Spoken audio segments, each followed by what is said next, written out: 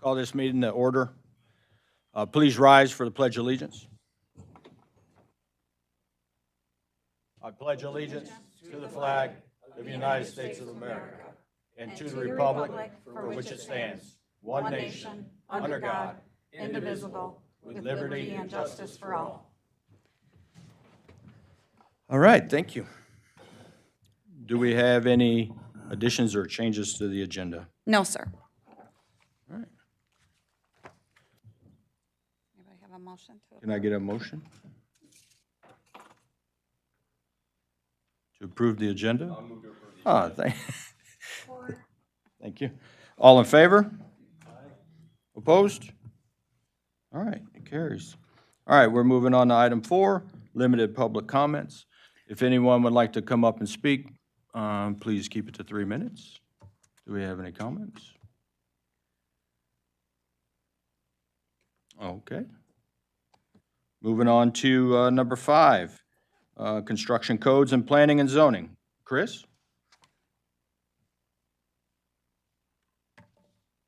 Morning, everybody. I don't have a whole lot to report on. We did get our grant from Mischief for $50,000, and that's going to help us update our zoning ordinance with the county. We'll be able to bring in somebody from the outside and help facilitate that a lot quicker than us trying to do it ourselves. The only other thing I have, just to let you guys know, we were down on permits from last year, about 600 permits, which doesn't really surprise me with the cost of material and construction cost right now. I'm hoping that this year will be a little bit better, but we'll wait and see. Do you guys have any questions for me? Okay, that's all I have. Thank you very much, Chris. Thank you. We're moving on to item 6, designated implementation agency. Jared? Good morning, everyone. Morning. Just some general updates.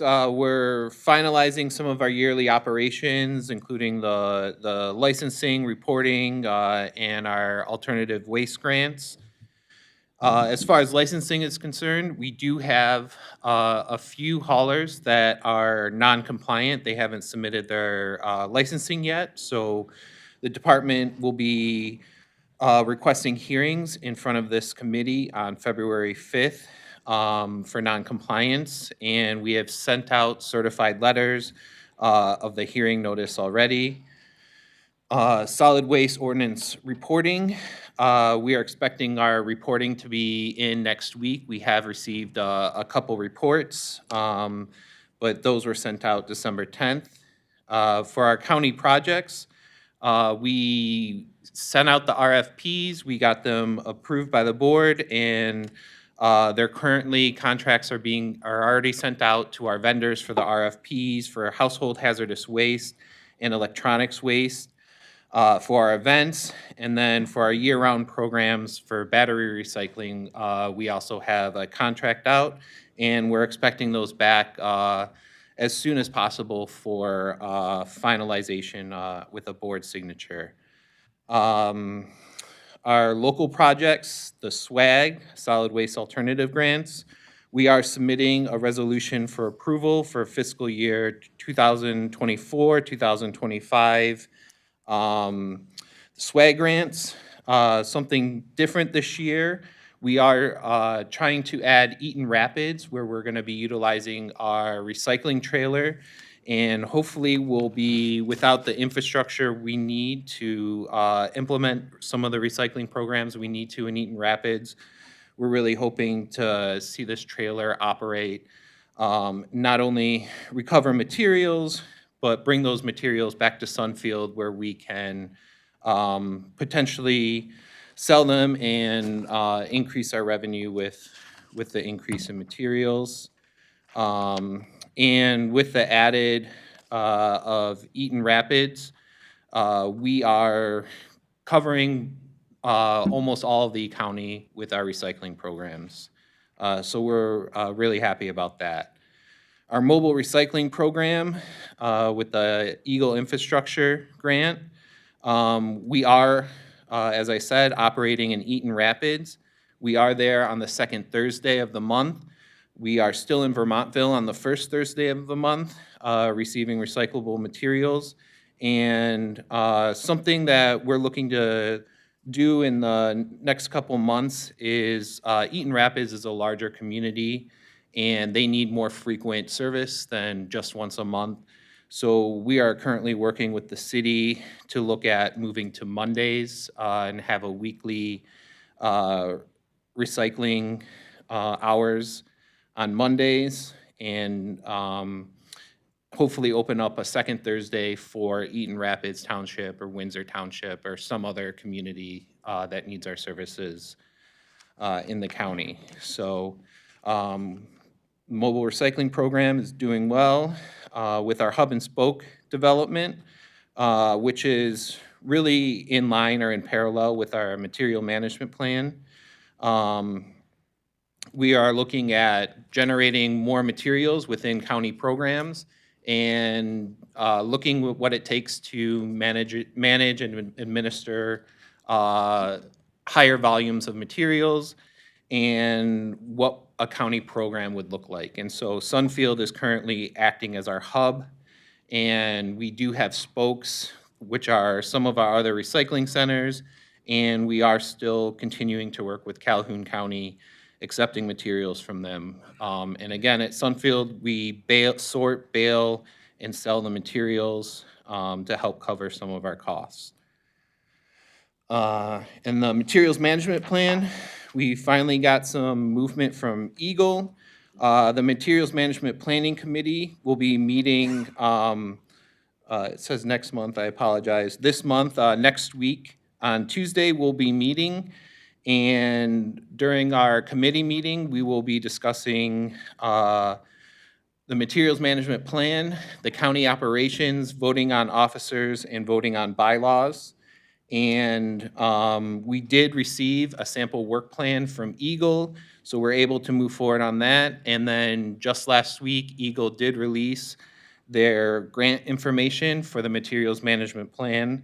So included in your packet is a resolution for an application to apply for the Eagle MMP grant, which is for the first 3 years, Eagle is offering $50,000 a year, and then 50 cents per capita for the county population.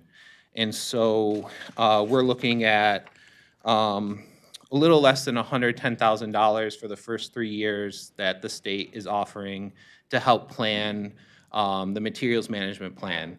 And the materials management plan is essentially rewriting our solid waste plan with a focus on taking materials out of the landfill, out of the waste stream, and trying to recover as many items as possible. And so the plan should take about 3 years to write, and all the costs incurred during those should hopefully be covered by Eagle with the grant. And that concludes my report. Any questions? Yes. Hi, I'm Jeannie Wright. I'm new to this committee, so I don't have a lot of background of what's actually day-to-day going on at recycling. I've had good experience using some of the programs. I'm out of Delta Township. Okay, so I have a question here. What's hub and spoke? So that you can tell me more about that. And you mentioned something about baling to resell things. And the other note that I had jotted here was you talked a lot about grants. I used to be a grant writer, so I was just wondering how much of your operation that we offer to the public countywide comes from the grants that are being written ongoing, okay? And also, I know the fees to our trash bills. Yep. Yes. So the department is funded through the solid waste ordinance of 1993, where a surcharge is placed on people's trash pickup, 60 cents a month for curbside trash pickup, and then depending on the dumpster size, how many yards, there is a 30-cent or 90-cent fee for general dumpster rentals. And so that's been funding the department since 1993, and there hasn't been any increase in the surcharge since then. As far as grants are concerned, largely, our operations are funded through the surcharge. What we look for grants are for infrastructure, and so our recycling trailer, and we're in the process of getting a rural electronics recycling trailer where we're gonna be able to accept electronics waste. And so for our department, we have high infrastructure costs for some of our operations, and so we really look to Eagle and the state to fund some of our larger equipment purchases. And as far as hub and spoke is concerned, recycling has a rocky past, especially in the last couple decades. There was a lot of excitement and motivation that with technology, we would be able to find a way to profitably recycle a lot of our materials, especially plastics. Turns out that's not the case, and because of that, the private market isn't necessarily pursuing the recycling market as much as they used to. And so a lot of that is falling on communities and the public sector. And so for our programs in the county, we do have a pretty robust program, and we do cover the entire county. And the idea with the hub and spoke would be with our county recycling programs, Charlotte would be a central hub, and then all of our communities around the county would be feeding into that hub. And because of the aggregation and the economies of scale, we would be able to more efficiently manage materials as a central hub in Charlotte with centers in Delta. If these communities want to buy into the county system, we'd have Sunfield, Olivet, Bellevue, Eaton Rapids, and again, the materials would be coming in, aggregating in Charlotte to be sold, and the sale of material is not enough to cover the cost of operations, so there will be some subsidy there, but overall, the more materials we can sell, the better, because we can reduce the cost of our programs that way.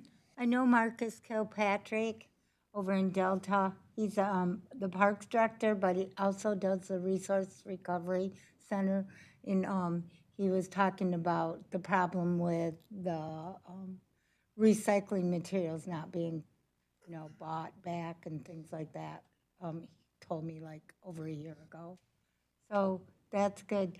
So you'll be bringing some items to Charlotte to be able to do the baling of what you're talking about?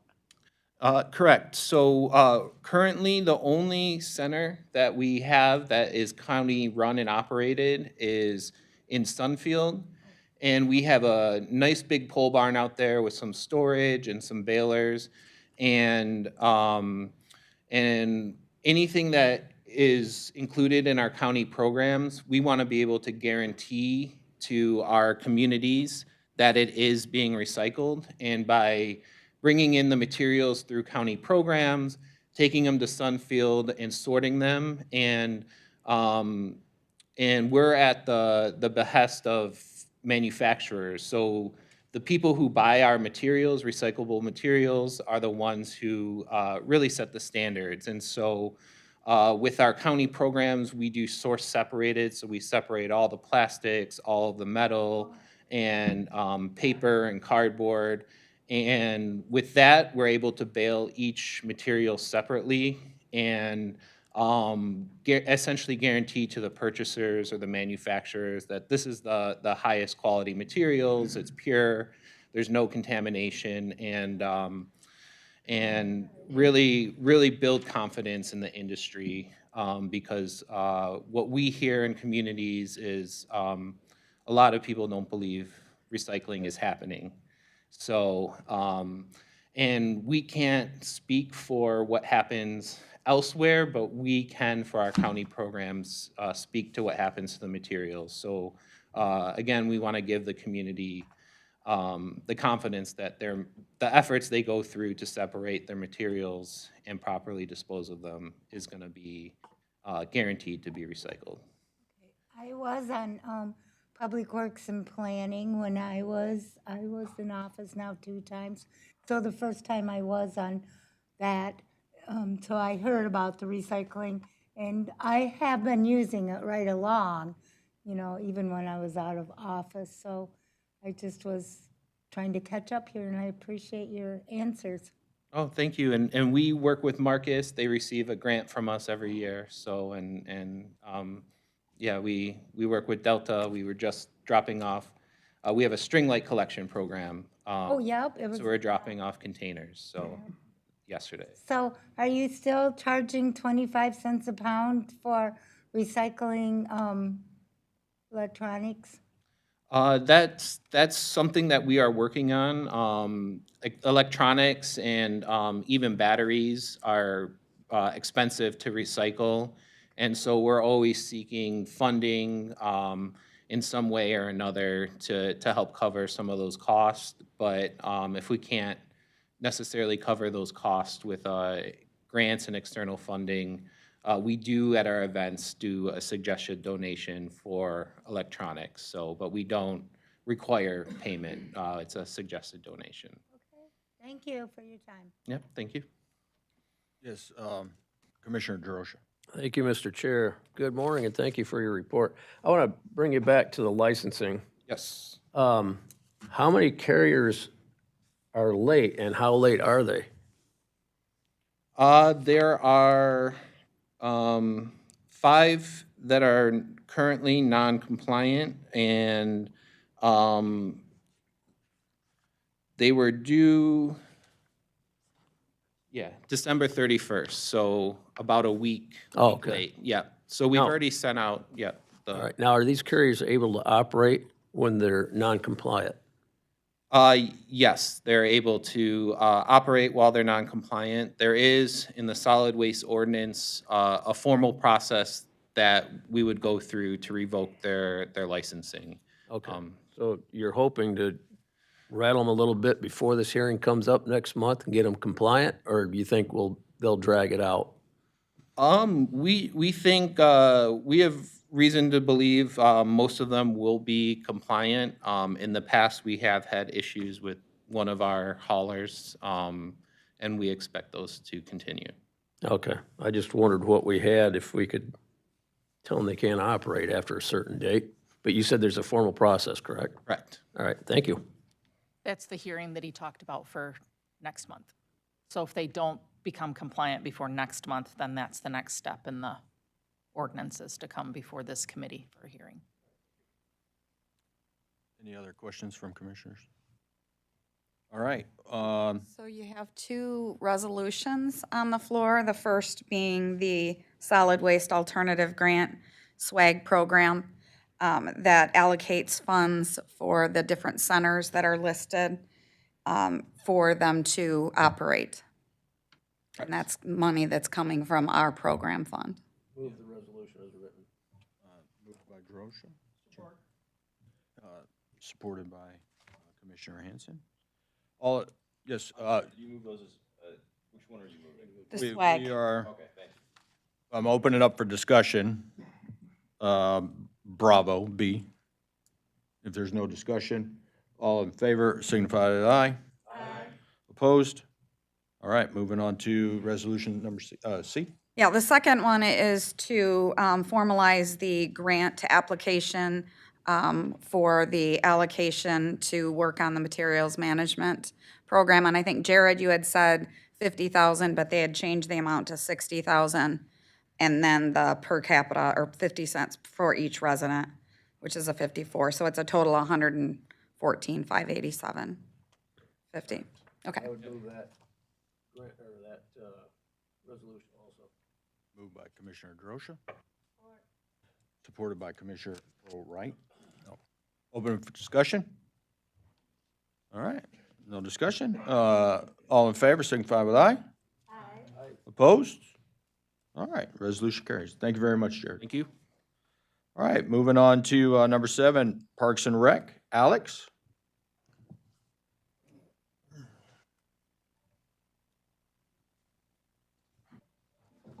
Morning, everybody. Morning. Welcome to all the new commissioners. Congratulations on your new seated positions. So for those of you who have not formally introduced or met me yet, Alex Zagorzuski, Parks Director. This time of year, we are kind of in our little bit of our slow season, so my update is going to be a little bit quick for you, but got some stuff to let you know what we got going on. So currently, one of our big projects, our park staff have been working daily on the renovation of the interpretive center over at Lincoln Brick Park. That is kind of creating some new aesthetics and exhibits inside that restoration center. And I would like just to say, if anybody at any point would like some more details or updates, we highly welcome you guys to come on out to the park. We'd love to walk you around, show you what's going on.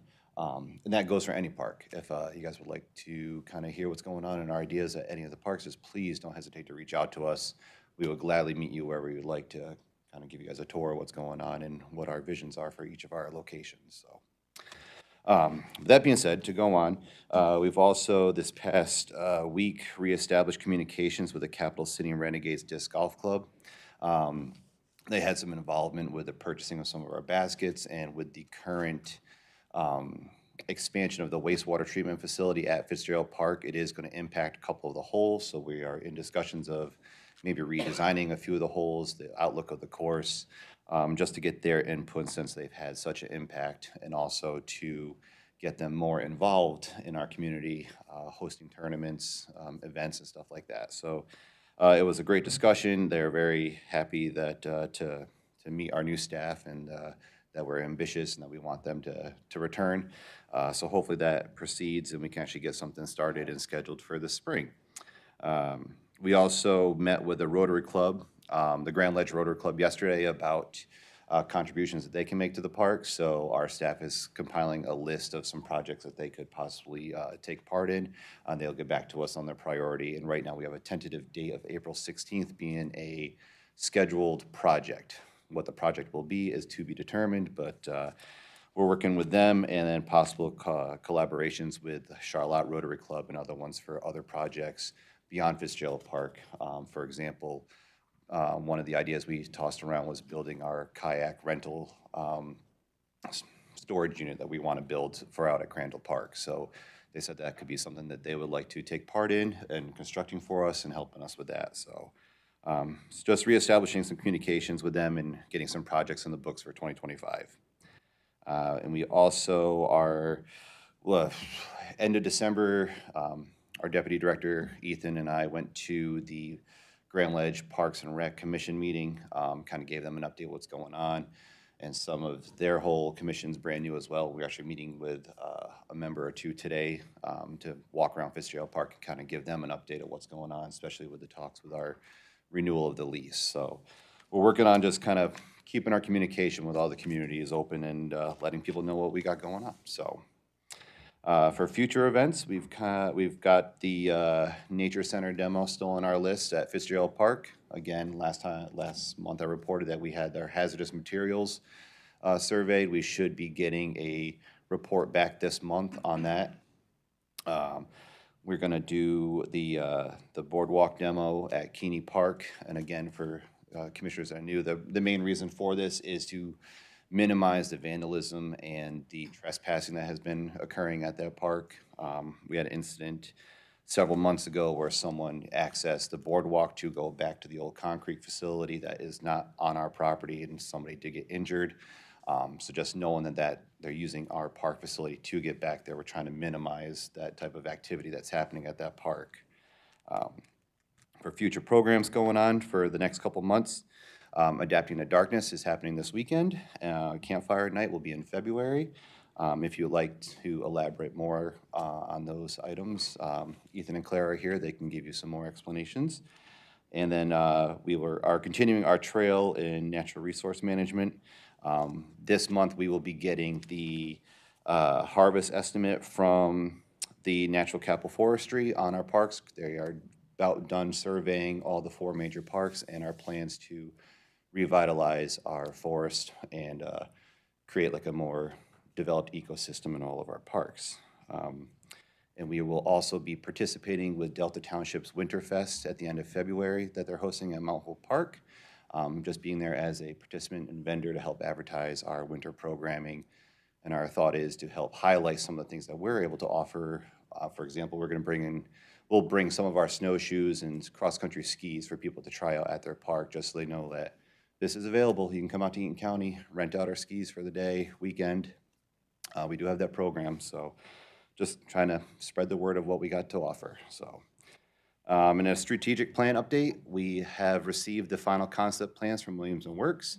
We're actually meeting today at 1 o'clock to go over those final plans, and once that is all confirmed, the development of each park is completed, and Williams & Works will present our final documentation that we can then use to go out for construction.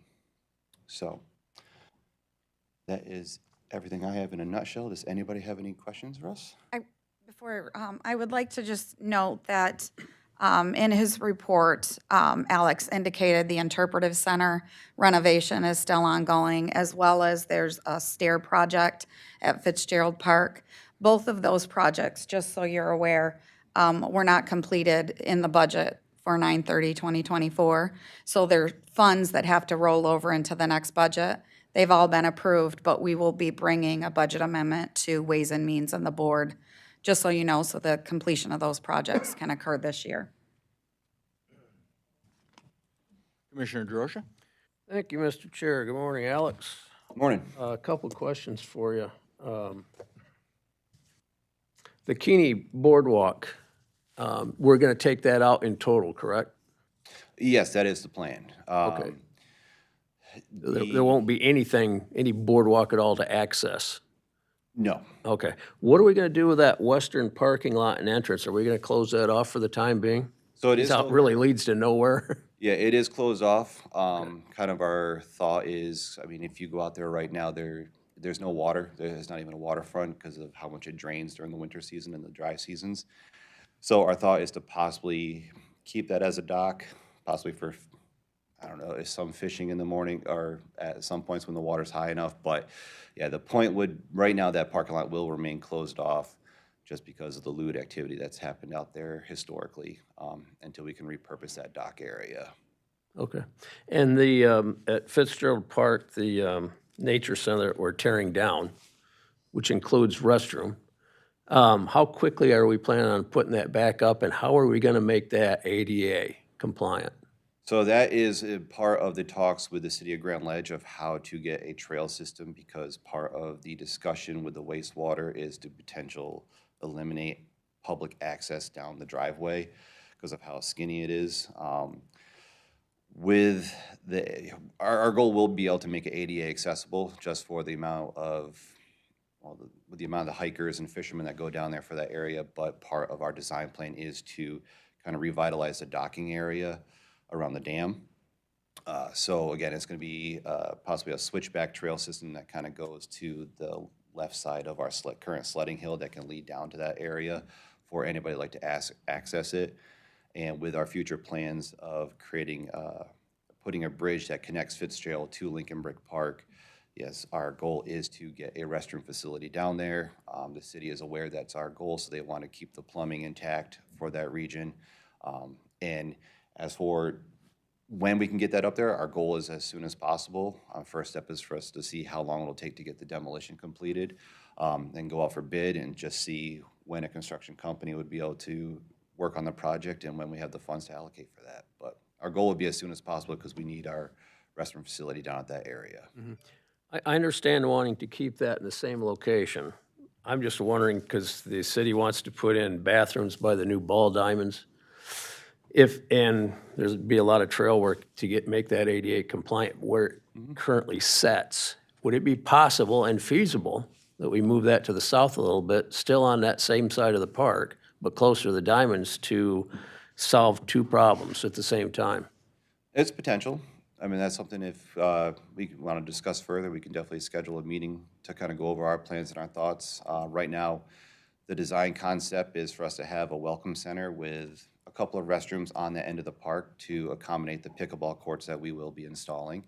And I know the city has plans for a concession and restroom building that is not in their current phase of the ballpark development, but it is their future phase. So that's kind of our discussion with them is, this is what we're intending, here's what you guys probably need to accommodate your crowd at your facilities for, so, All right, thank you, Alex, I appreciate it. yep.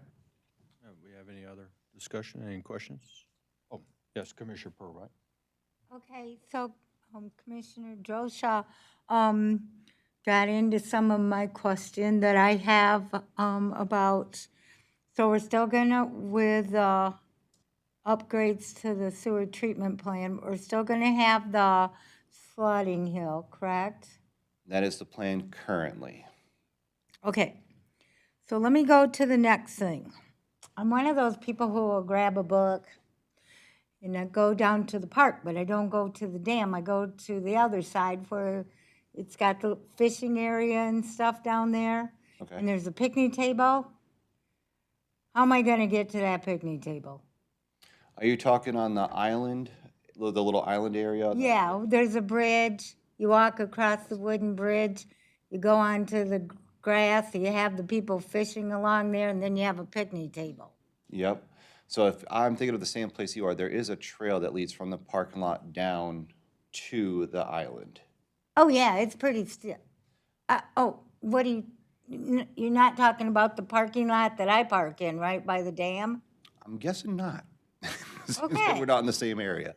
So are we talking along the riverfront or along, if you're going across the bridge to the nature center, off to the left, there's a little island with a picnic table? Yeah, Okay, yeah, there is a trail that leads down to that area. I don't know that.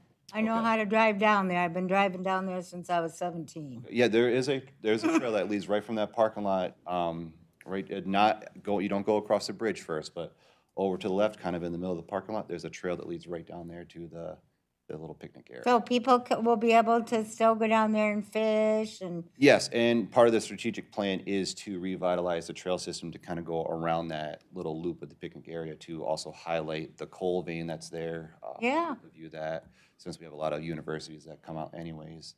when they enhance any trails or anything to down there in that area because they're gonna take out the parking lot by the dam, will you please tell them to try to make it so that it's not some little dirt trail? Oh, yes. Oh, okay. Yeah, if we're gonna do If the I trail, we're wanna gonna walk do it down there, I right with probably the- don't wanna walk on a dirt trail. Yeah, our biggest goal with any trail development as long as the grade allows, is to be able to get some sort of motor vehicle down there just for emergency purposes. If someone were to like roll an ankle, get injured, we want to be able to access them to get them out.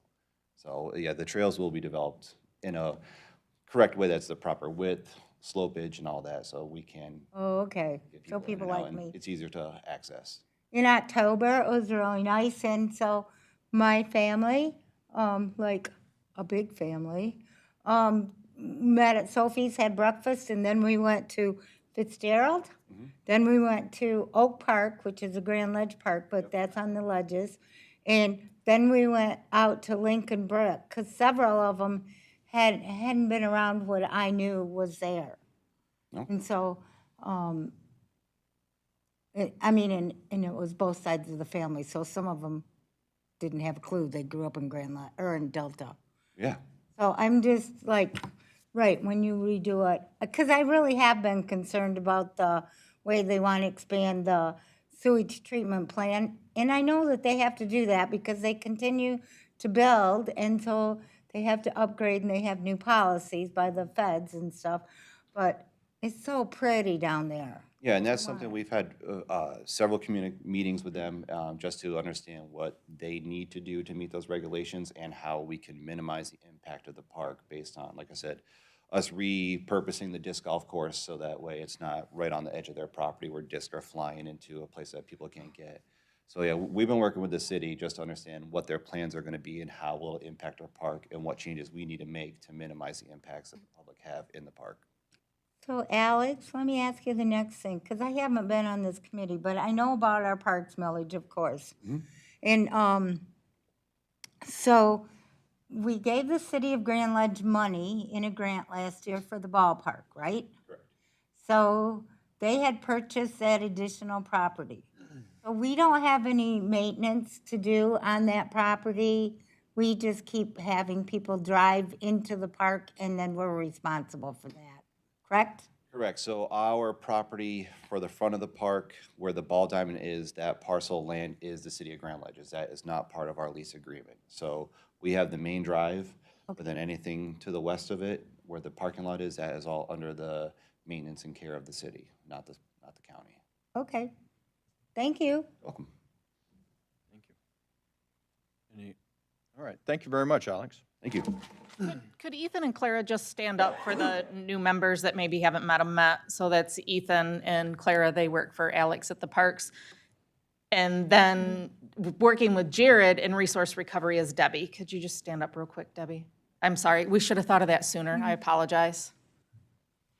Phenomenal Thank you. work group there for both departments. Okay.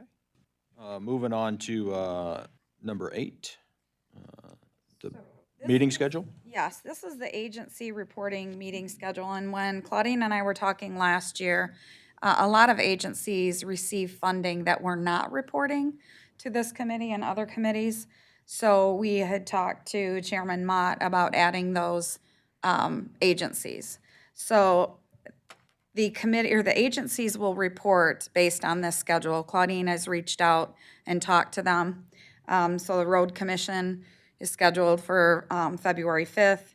We would have the Healing and Recovery Center, which is across the road, the District Health Department come in March, MSU Extension, Community Mental Health would be in April, Drain Commissioner and E-Tran in May. In June, United Way, and we support 211 and the VITA, which is a tax preparation program, and the Historical Commission would come in June. The Conservation District, usually Rachel from the Conservation District has come in and spoken under public comment. This will allow her the opportunity to give you a report, and she does receive funding for her programs of, I think, $33,000. Again, the Road Commission in August, I don't need to read them all off. Tri-County Office on Aging will come in November, and Human Services Collaborative Council will come in December. So anybody have any questions on that? Did I miss when CMH was coming? They're coming in April, Thank you. and then again in October. Okay, thank you. Do we have to approve it? Yes. So I go ahead and move that schedule. Support. Commissioner Toomey supports. Is there any discussion? I do have a question. Yes, ma'am. We have the juvenile justice millage allocation that typically comes through HHS. And so we're gonna have to deal with that and anything involved in approving money spent on the millage. So in your board rules for this next year, the courts previously in the board rules were reporting to the Ways and Means Committee. But they generally, under their specialty courts, due to community corrections and the way that program was started, that was reporting to public safety. So we have moved the courts and the youth facility to public safety for review, and then anything would go to the full board. So the juvenile justice millage would also go through public safety at that time. And then to the board, obviously, for appropriations, Ways and Means for appropriations. Will you please let me know, because I've been involved in that since 2005. Yes, I want to go to public safety. yeah, definitely. Okay. I know, Thank you. Jeannie. I was the one who sat and read packets and packets when we had packets. Yes. Thanks. Uh-huh. Any other discussion? All right, then, all in favor? Aye. Opposed? All right, that goes ahead and passes. All right, so we're moving on to number 9, the Road Commission appointments. I just like to lay out the framework here, because currently we have 6 applications for 2 spots. So what I would like to do is, I'll call up the members, and I'll give each of the applicants 3 minutes to speak, and then after that, I'll allow any commissioner to ask a clarifying question, and we'll let that applicant answer those clarifying questions. And then, since there's 6, we did up a ballot here. You'll each have a ballot that you'll vote for 2 of those. And then, so, the first person, whoever gets the most votes, right? Because we have 2, and they're for different terms, right? So we have one that's for a 2-year term, and we have one that's for a 4-year term. So the way I thought about it was, we will vote and say, I win the vote, then I'll call that person up and ask them their choice of the appointment, if they want the 2-year or 4-year appointment. And then the number 2 person, so if the number 1 person takes the 2-year appointment and the number 2 person can't take the 4-year appointment, then we'll go to the 3rd person. Now, if there's a tie, what we'll do is, we'll break it by alphabetical last name. And we'll let that first person choose the 2-year or 4-year appointment. Do I have any discussion from yes, Commissioner Toomey? Thank you, Mr. Chair. How have we done this in the past? Have we usually done it by ballot, or has it just been by motion? So we have at times done it by ballot, but a lot of times what's happened is you'll have, road commission is generally the most important appointment that you'll make, because that is where you will receive the most complaints, and these members who are applying will have to have, heavy shoulders on dealing with us. So in the past, it's been controversial. So we had just had a committee member who just made a nomination. So if there were 6 members, if they nominated 2 people, and then you were only voting on those. And then there might be a nomination for other individuals, and so then you were voting on those. So this was to give the vote right up front, rather than to put it out as a nomination, which you can do. This is the way to do it. So. Okay. Thank you. Did I explain that well, Courtney? Thank you. Is there any other questions from the commissioners? Okay. And I'm sorry, Yes. one more thing. Yes. I am assuming that we are able to do that. Do other communities do Yes, it in we this? can do Like that. this is something we can do. It's not outside of our board rules. Okay. Okay. Thank you, Commissioner Toomey. Good questions. Making me think, right? So, all right, so starting with that, first up would be Micah Tan. If you want to come up and speak, please limit your comments to 3 minutes.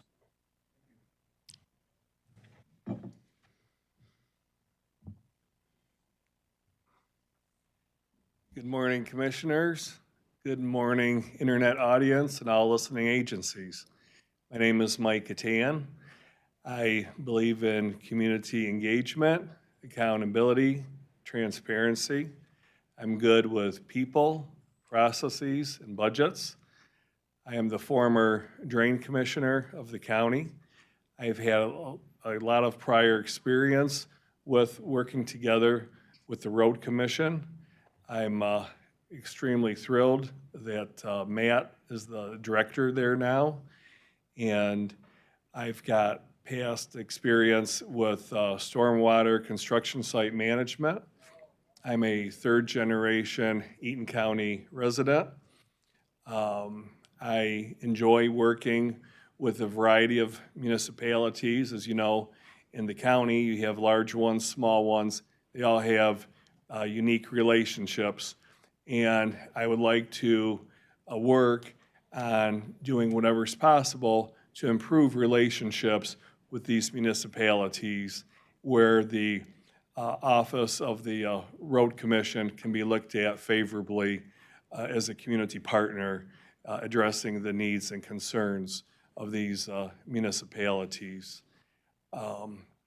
I feel that we have a real state-of-the-art road commission, and they've done a wonderful job over the years. I like to work together as a team and continue in that great spirit of cooperation. Thank you. Thank you. I was gonna, I didn't stipulate it when I was telling everybody, but the clarifying questions will be at the end once everybody speaks. Sorry about that. Mike Baker, or Michael Baker.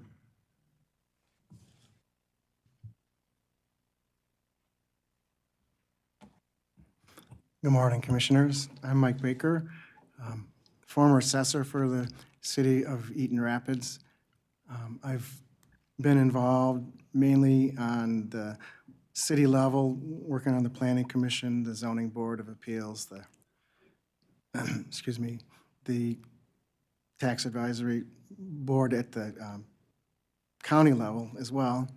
It's not my expertise. I noticed that there was an application for 2 open positions, and I thought that I would throw my hat in the ring. I've always been curious as to how the monies have been spent to improve our roads.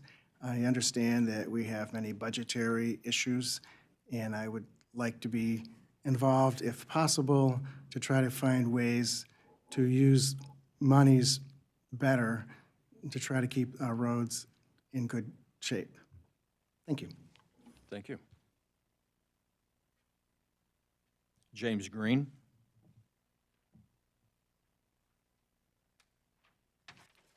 Good morning.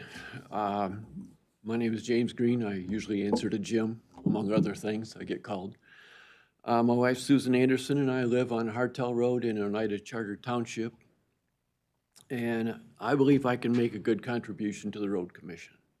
I worked at MDOT for 35 years in a variety of divisions, including traffic and safety, statewide surveying, construction, where I was a survey crew chief and inspector.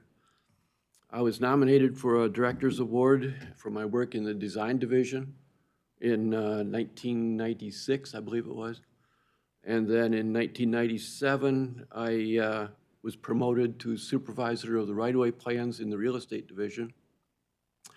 And there in 2001, I won the Director's Award for my work, where I had saved the department over $20 million by making changes to the plans and saving the impacts on property owners. Upon announcing my intent to retire, I was recruited by an international engineering firm, and I accepted a position as CAD manager and supervisor of the right-of-way plans. During my 13 years there, I served as project manager on many projects where I was responsible for creating project budget proposals, billings, and coordinating with subcontractors. After retiring from the consulting job, I was appointed to a position on the Oneida Charter Township Board and on the Planning Commission, and served there until this past November. Also, I was instrumental in getting the traffic signal at M100 in St. Joe. MDOT had been looking strictly at their normal numbers, including body count, which unfortunately happens. I suggested alternative methods of looking at the data. When they did that, they approved the light, and it's there now. I believe I've got a well-rounded knowledge of road transportation issues and governmental procedures and policies. And I would greatly appreciate being appointed to the Road Commission. Thank you.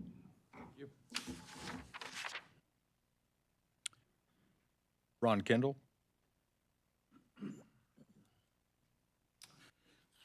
Good morning, everyone.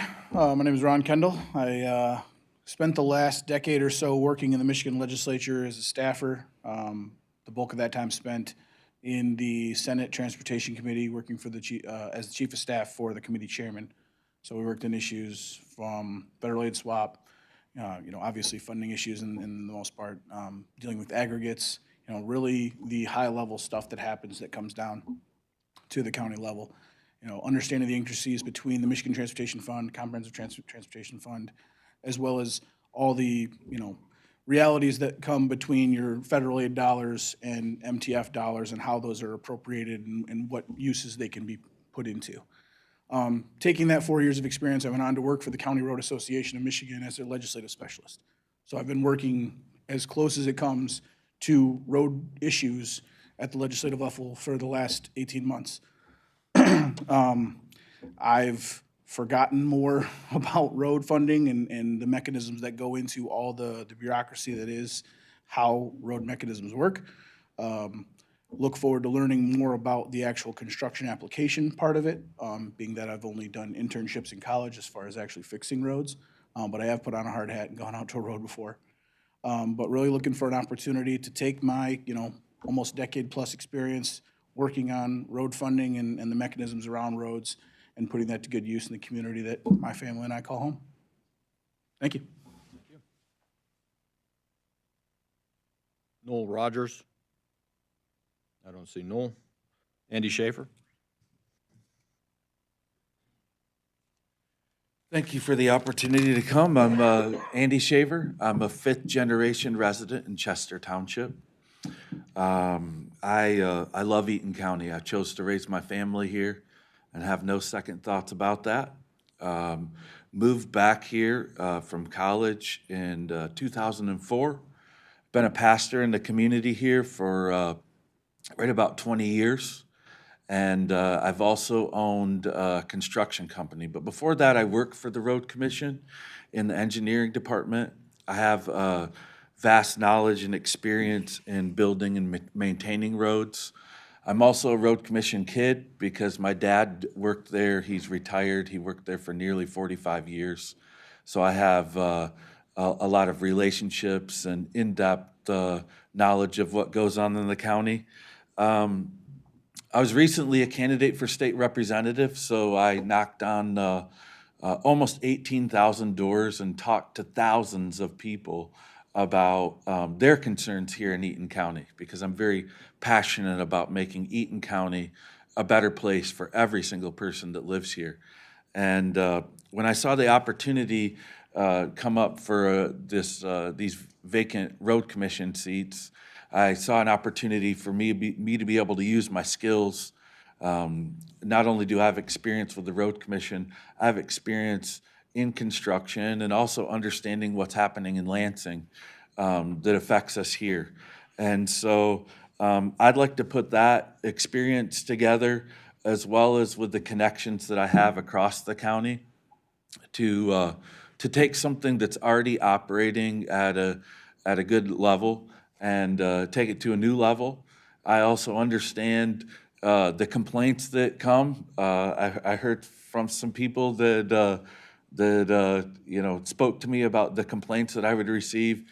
I have a lot of experience in dealing with the public and specifically dealing with people that have a complaint. I'm also on the Charlotte Fire Department, so I'm used to dealing with people on their worst day and helping make that better for them. And I really believe that I could represent Eaton County, but in a sense, you all as well, in fielding those complaints and helping citizens get a resolution to their problems and make what's happening here even better than it is. So I appreciate the opportunity to come and address you, and looking forward to an opportunity to serve with you. Thank you.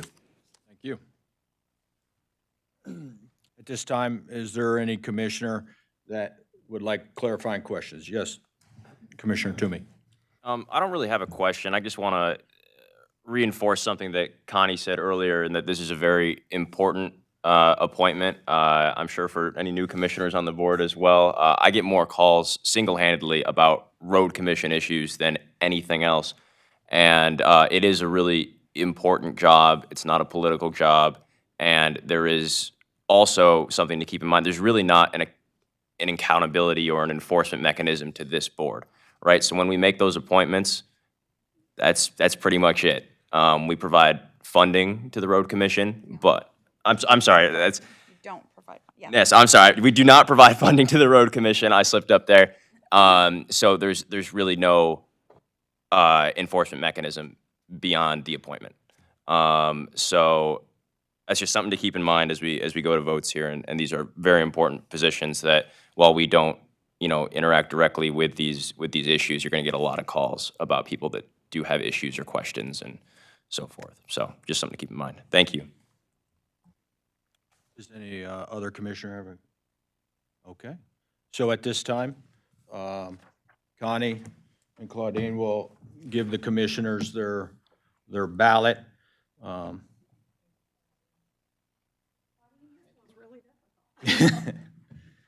If, So it says at the top of the ballot, but vote for no more than 2.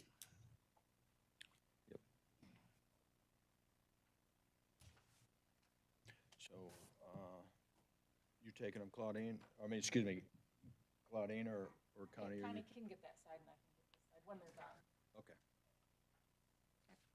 I'll count the. Yes. Yes, ma'am.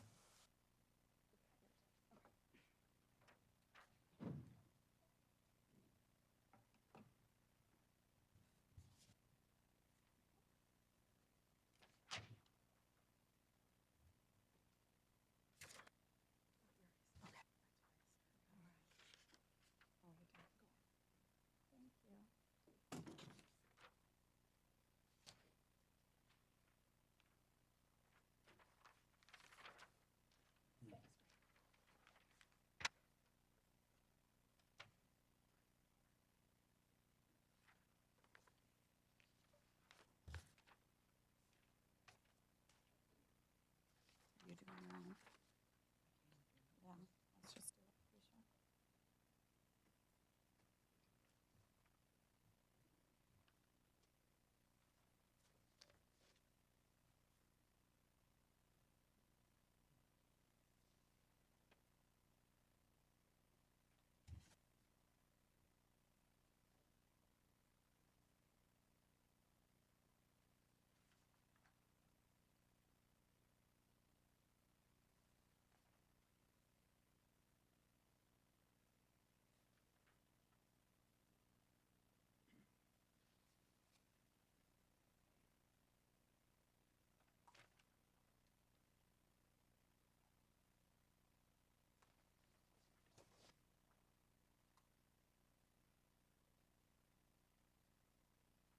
Our math was the same.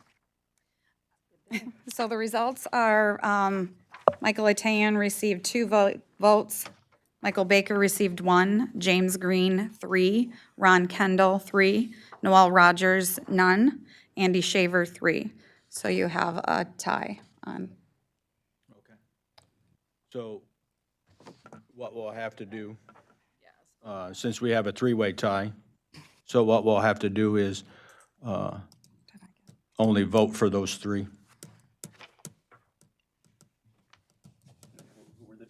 I'm, yeah, sorry. You got enough? Okay. Oh, you're crossing it on.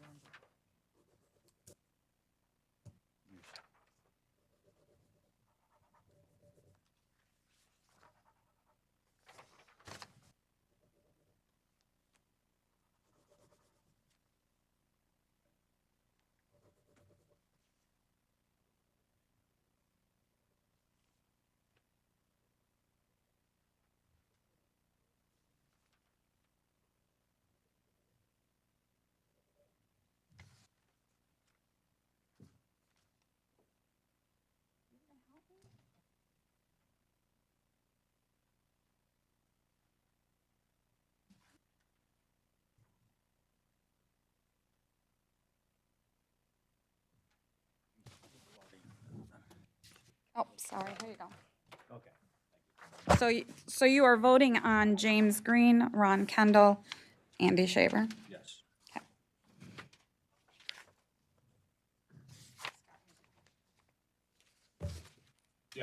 Yes, Commissioner Hanson. One this time or two? Two. Two still, yes.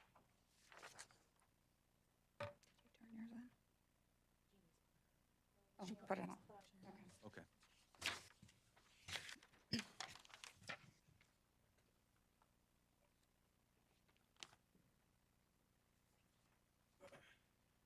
Thank you.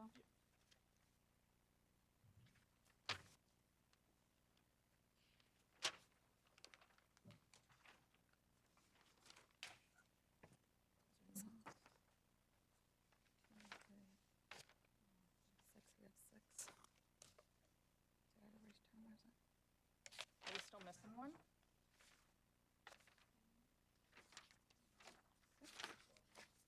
I got The one, Jeannie's, you did? and I got Jeannie's and Keith's, Yes. so we still need, Here's, and I brought you Frank's. yeah. Brian, did you hand Connie yours? Yep. What the heck?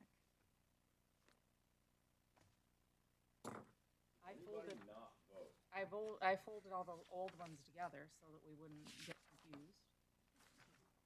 Well, we got confused. I know, let me know. Well, maybe we should have done a test run on this. Should be easier to figure out and then they're crossed out, so. Oh, Jane's not here, you only have 6. Right, Jane's not here. Thanks, Claudine. Mm-hmm.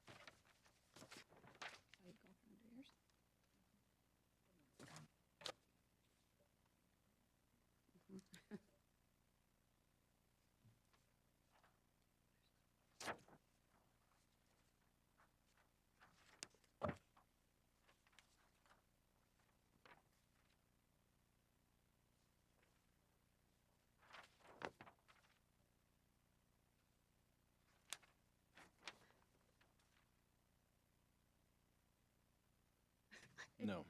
Figures it had to be that. So we now have, Ron Kendall received 6 votes.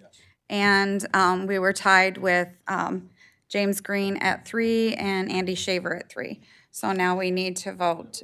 No. No?